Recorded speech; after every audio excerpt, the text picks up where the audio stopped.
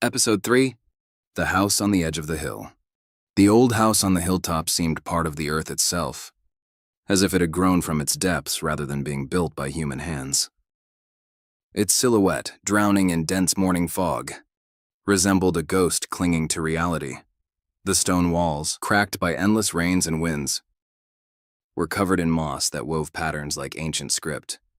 The roof, with rotting tiles, had caved in places, exposing beams that jutted out like the ribs of a long-dead creature. The windows, warped and clouded with age, stared at the world like empty sockets reflecting no light. The wind, howling through the cracks, sang a mournful tune that chilled the blood. This house didn't merely stand on the edge of a cliff, it teetered on the brink of oblivion, balanced between the past and something inexplicable. Locals avoided it, not daring even a fleeting glance. Legends claimed the house was cursed. Tales spoke of people vanishing without a trace, of screams echoing from its walls at night, of shadows flitting across the windows, though. The house had been empty for decades. Elders whispered of murders too horrific to be recorded in chronicles. Some swore they'd seen smoke rising from the ground near the foundation, as if the house breathed infernal heat. No one dared to verify the truth. Fear outweighed curiosity. But James, sitting in his old sedan and gazing at the house through the fog, felt something different. Something drew him inside, as if a voice deep in his mind whispered, "You must enter." Entry into the unknown. James stepped out of the car, and the hill's chill bit into his skin, seeping beneath his coat. The ground underfoot was damp, littered with fallen leaves that rustled like the whispers of the long dead. He approached the porch, and his hand, brushing the rough stone threshold, felt an odd warmth, as if the house retained some remnant of life. The door, heavy and warped, yielded with a long creak that sent shivers down his spine. Inside, he was met with silence, not empty, but thick, sticky, as if the air were comparable to memories of pain and fear. The smell of dampness, mold, and something metallic, perhaps rust. Perhaps blood hit his nostrils. The floorboards groaned beneath his feet, each step echoing with a delay, as if someone mimicked his movements deeper within the house.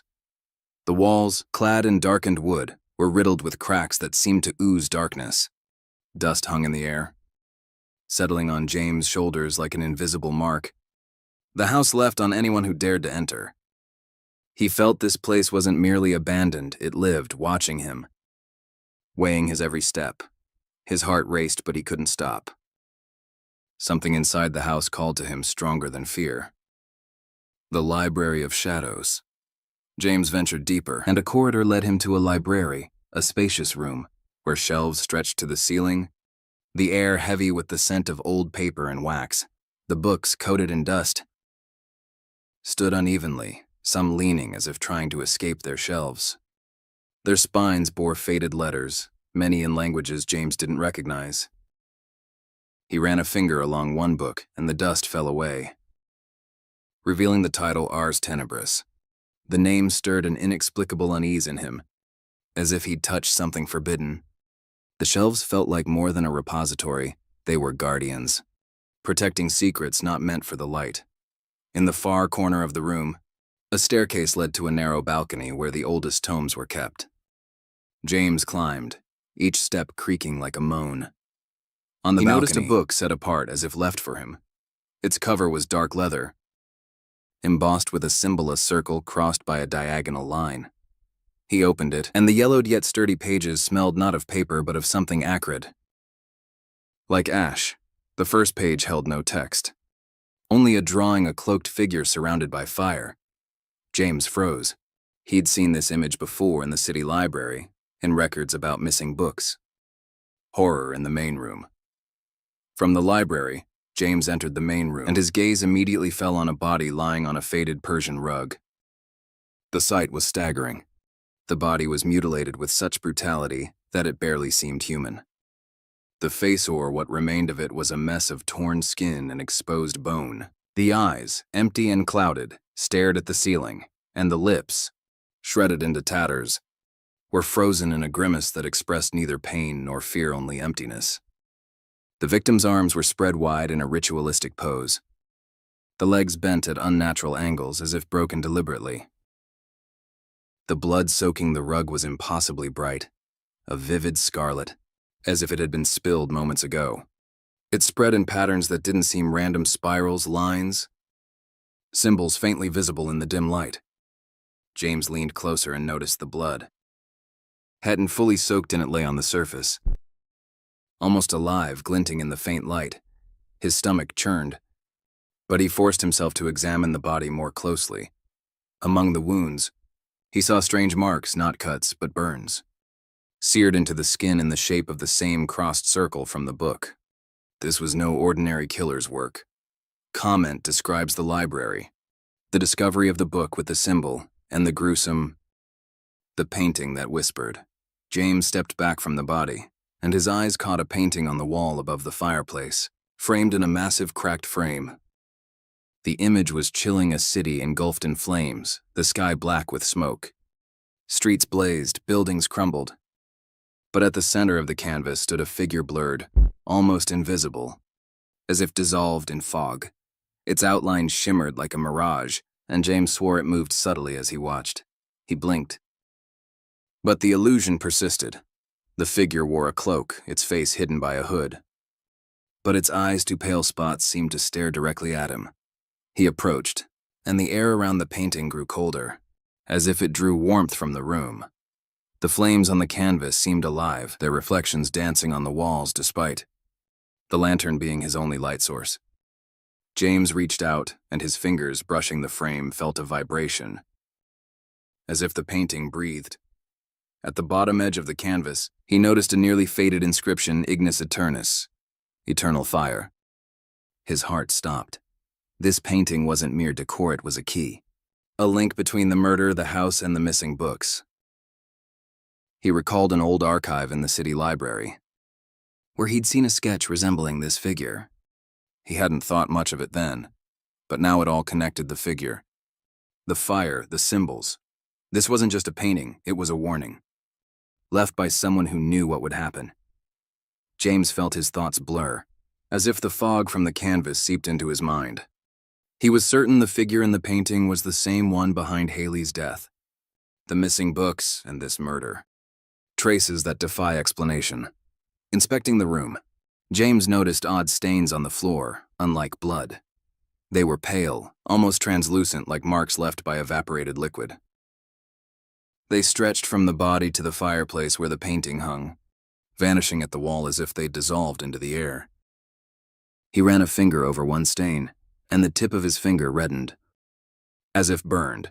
This wasn't a substance, but an energy, a trace of something not of this world. His gaze returned to the body, and he saw that the burns on the victim's skin mirrored the stains, pattern circles crossed by lines. The room was too clean for such a crime.